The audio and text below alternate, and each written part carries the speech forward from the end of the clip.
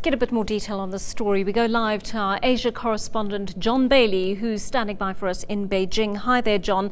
Malaysian authorities are being quite forthcoming with the media, holding a number of press conferences with the latest details.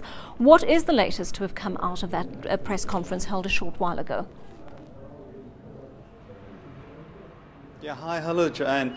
The latest that we now hear comes from the latest news comes from Taiwan that says that they've received information a few days ago that terrorist attacks are being planned against Beijing, and especially Beijing airport and also the subway system here. This information, they say that they've passed on to the mainland's authorities here. So it's unclear as to whether or not the disappearance of Flight 370 has anything to do with these claims of possible terrorist attacks on Beijing. Also, new information is that 5 passengers have checked in to board Flight 370, but they never got onto the plane. Now the question is, of course, whether or not these people, who these people were, but also whether or not they've actually managed to get their luggage onto the flight. So there's a lot of concerns and regarding the whole issue of maybe terrorism was at play here.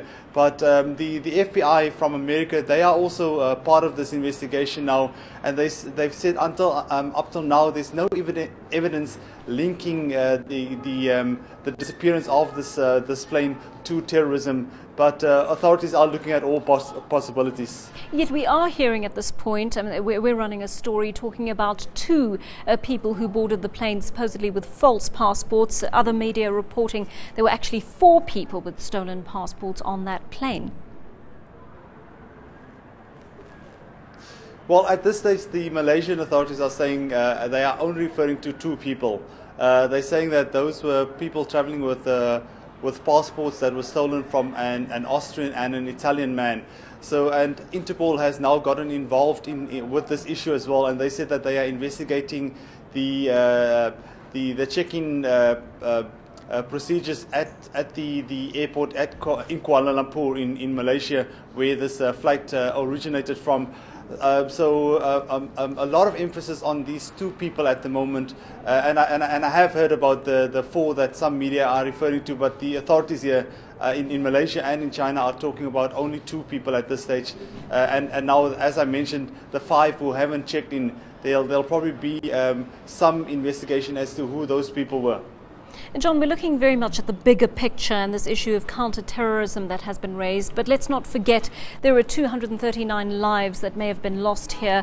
And there are also families desperate for news of what's happened to their loved ones. Can we retrace the last known movements of that flight? Well, what I understand is that just before the flight disappeared, that there was another pilot who was on his way to Japan, flying from Malaysia as well, and he made contact with the plane just before it disappeared. He was asked by the Vietnamese authorities to try and get hold of the crew on Flight 370 because they couldn't get hold of him. And the pilot of this Japanese-bound plane said that he briefly spoke with the crew. I think he said he spoke with the co-pilot, and then it all went static. That's when he lost contact with him. So at the moment, they are also looking at the possibility that this plane might have actually turned back to head back towards Kuala Lumpur, but there's no indication as to whether that really happened. And some aviation experts are saying that in all likelihood the plane just completely broke apart at about 35,000 feet. Is it possible, John, that if there was some kind of explosive device planted on the plane, that would have been picked up by foreign intelligence agencies?